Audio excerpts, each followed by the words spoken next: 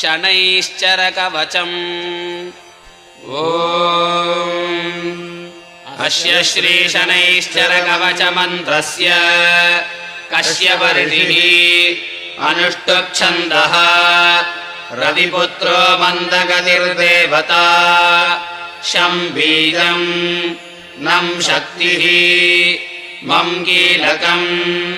शनैश्चरप्रीत्यर्थे कवचजपे विनियोगः शनैश्चराय अङ्गुष्टाभ्यां नमः मन्दगतये तर्जनीभ्यां नमः अधोक्षजाय मध्यमाभ्यां नमः सौरये अनामिकाभ्यां नमः शुष्कोदराय कनिष्ठिकाभ्यां नमः छायात्मजाय करतलकरपृष्ठाभ्यां नमः शनैश्चराय हृदयाय नमः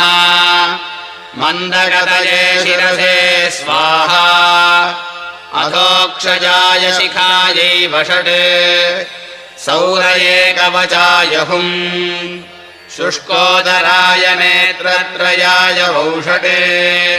छायात्मजाय अस्त्राय फट्।